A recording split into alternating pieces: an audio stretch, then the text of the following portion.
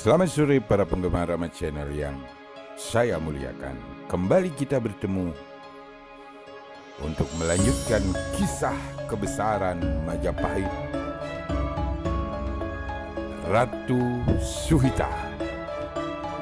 Beliau adalah raja ke-6 dari kerajaan Majapahit dan beliau adalah putri dari Prabu Wikramawardhana dengan ibu adalah Bre Daha, anak dari Bre Wirabun.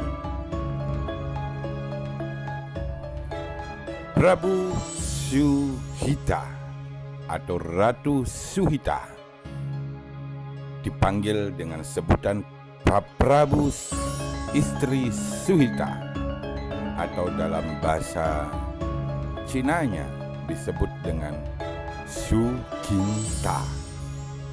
Beliau memerintah sebagai Ratu Majapahit sejak tahun 1427 Masehi sampai 1447 Masehi.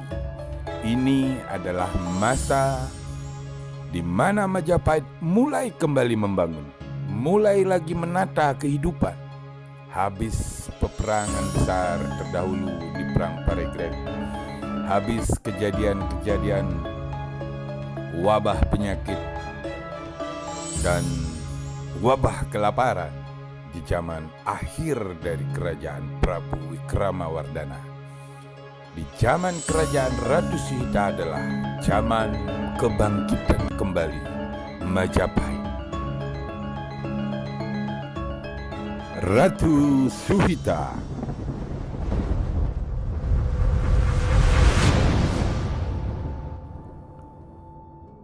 Ratu Suhita atau Prabu Istri Suhita atau Su Qingta memerintah Majapahit didampingi oleh suami beliau, yaitu Prahyang Parameswara Ratna Pangkaja.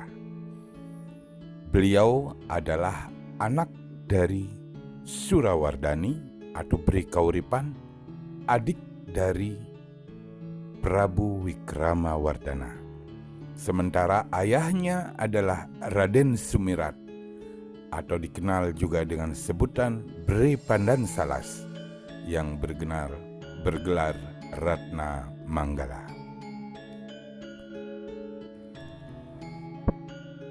Ratu Suhita mulai usia yang relatif sangat muda. Namun karena didampingi oleh suami yang memang kuat, yang paham akan pemerintahan, membuat pemerintahan Ratu Suhita dianggap sebagai pemerintahan menuju kebaikan, menuju kebangkitan kembali Majapahit.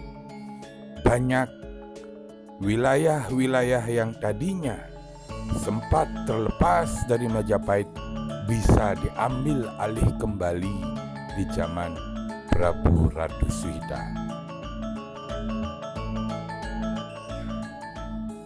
Di sisi kehidupan, Ratu Suhita menghidupkan kembali kearifan lokal.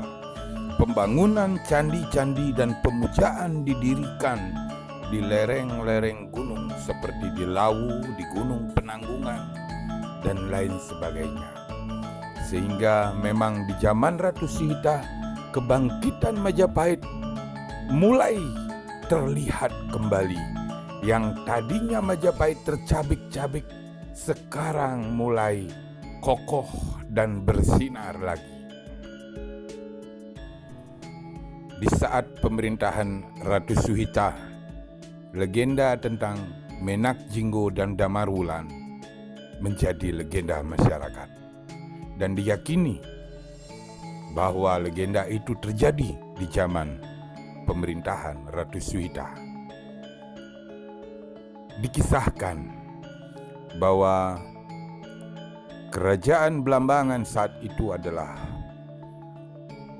dalam penguasaan seorang raja keturunan dari Kelungkung, Bali yang bernama Kebo Marcuet. Beliau mempunyai kemampuan yang sangat luar biasa dan dikjaya dan mulai merongrong kewibawaan Majapahit, sehingga Ratu Suhita menjadi khawatir. Dan Ratu Suhita kemudian membuka sayembara yang memberikan kesempatan kepada siapapun yang mampu mengalahkan Kebo Marcuet akan diangkat sebagai adipati Belambangan dan menjadi suami beliau. Saat inilah muncul yang namanya Jaka Umbaran. Beliau adalah seorang jejaka yang tampan yang berasal dari Pasuruan, anak dari Ki Ageng Ajar Pamenger. Beliau ikut di dalam sayembara dan mulai menantang Kebo Marcuet dan mampu mengalahkan Kebo Marcuet. Namun dalam pertempuran beliau mengalami luka-luka yang merusak wajah beliau dan membuat kaki beliau pincang dan jalannya bongkok.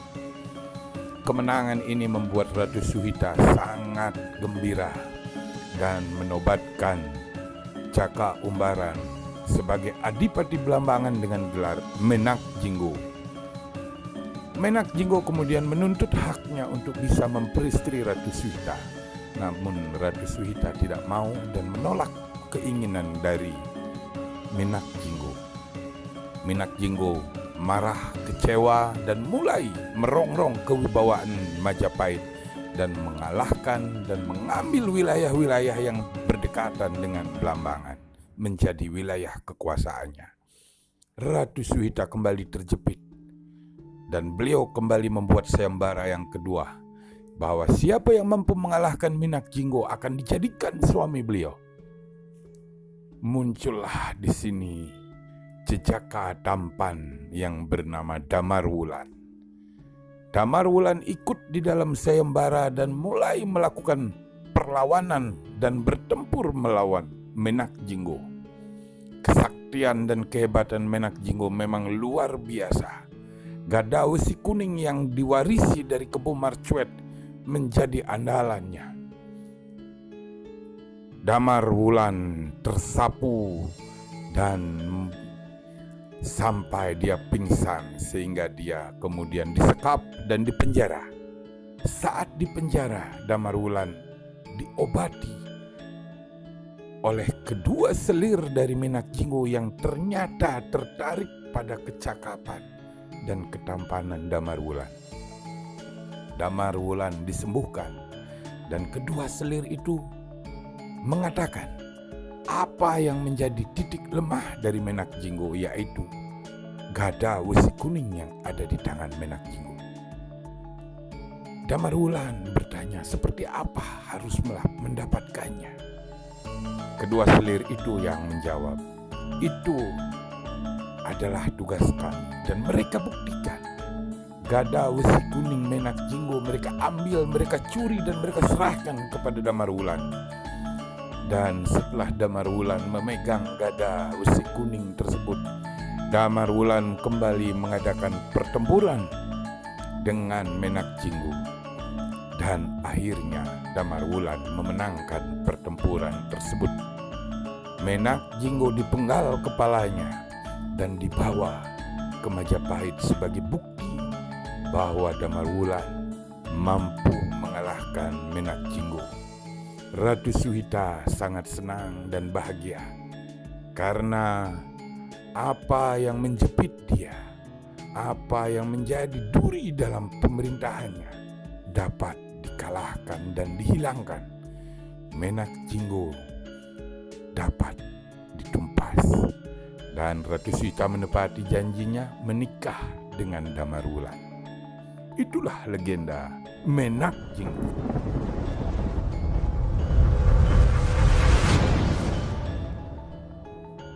Legenda Menak Jinggo Damar Wulan yang disikapi dengan berbagai cara dan berbagai versi, dan diyakini bahwa itu terjadi di zaman pemerintahan Ratu Suhita. Dan legenda itu sampai sekarang pun masih tetap menjadi legenda masyarakat. Pada tahun 1433 Masehi, Ratu Suhita membalas kematian Bre Wirabumi kakek beliau dengan menghukum mati Raden Gajah atau Branarapati yang saat itu sebagai Angabaya di Istana Barat.